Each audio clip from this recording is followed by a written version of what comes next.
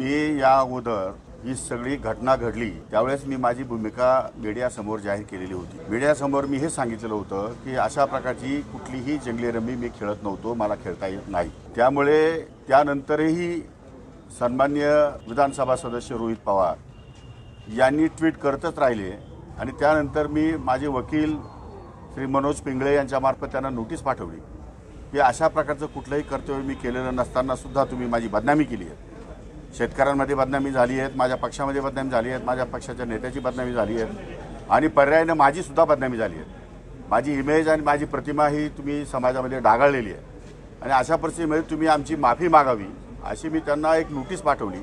परंतु त्या नोटिसीची त्यांनी कशी खिल्ली उडवली हे मीडियाला संपूर्णपणे माहिती आहे।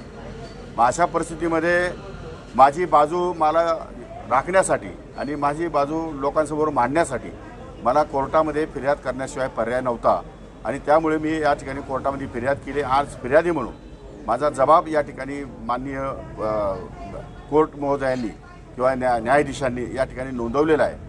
तो जबाब नोंदवण्यासाठी मी या ठिकाणी उपस्थित होतो। आपण असं देखील सांगितलं की फोटो नेमका कोणी काढला ते मला माहिती नाही, त्याची चौकशी व्हावी। बरोबर आहे की ही गोष्ट खरी आहे। जर रोहित पवार हे विधान परिषदेचे सदस्य नाही आणि त्यांना मध्ये येण्याची परवानगी नाही तर मग हा फोटो कुणी काढला नेमका आणि हा फोटो जर कुणी काढला असेल तर त्याचे नाव काय आहे ते अद्याप गुलदस्त्यामध्ये आहे। त्याची चौकशी पोलीस डिपार्टमेंट मार्फत सुरू आहे।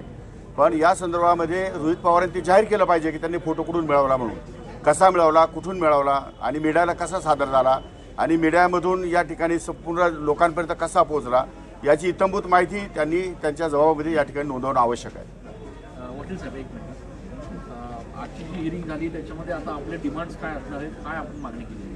नाही म्हणा ओल्ड सेक्शन 499 500 प्रमाणे पनिशमेंट व्हावी। याच्यामध्ये बदनामी झाली, बदनामीचा परिणाम काय झाला आपण सगळ्यांनी बघितला आणि जी गोष्ट केली नाही त्यासाठी संपूर्ण महाराष्ट्रभर बदनामी झाली आणि आम्ही त्यांना कायदेशीर नोटीस दिली होती। त्यांनी जर कायदेशीर उत्तर तसं दिलं असतं तर कदाचित हे यावर पण लागलं नसतं।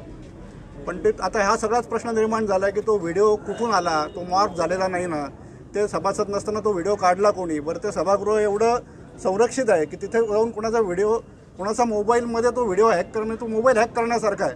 तर ते पण आम्ही त्याच्यामध्ये म्हटलं आहे 499 500 आम्ही ते पण IT सेक्शन्स त्याच्यामध्ये अंतर्भूत केलेलं आहे। तर या सगळ्या गोष्टींची चर्चा आता कोर्टासमोर होईल। दूध का दूध, पाणी का पाणी। काय तारीख दिली? 9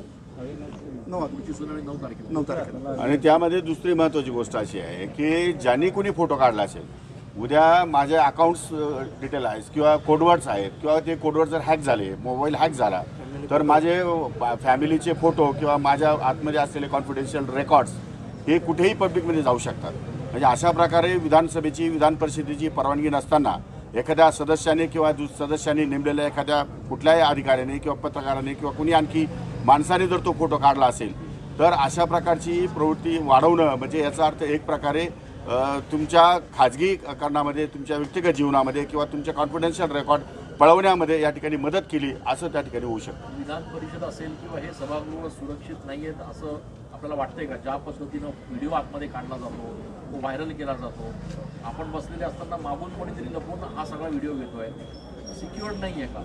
नाही, असं नाही आहे की शेवटी कसा आहे, विश्वास हा असावा लागतो। त्यामध्ये विधानसभेमध्ये, विधान परिषदेमध्ये बरेचसे लोक या ठिकाणी उपस्थित असतात आणि तसं पाहायला गेलं तर कायद्याने कोणालाही मोबाईल आतमध्ये नेता येत नाही, आमच्या सदस्यांसह। परंतु काही कामानिमित्त या ठिकाणी मोबाईलचा वापर व्हावा, काही लोकांना कळावं किंवा या ठिकाणी तिथल्या आमदारांना कळावं, तिथल्या मंत्र्यांना कळावं कुठे काय चालू आहे राज्यभरामध्ये, कारण शेवटी कसं आहे घडामोडी होत असतात आणि ते कळावं म्हणून या ठिकाणी थोडंफार प्रमाणामध्ये सवलत विधानसभेचे अध्यक्ष किंवा विधान परिषदेचे अध्यक्ष देतात। परंतु ते बेकायदेशीर आहे, चुकीचं आहे, यामध्ये काही शंकाच नाही।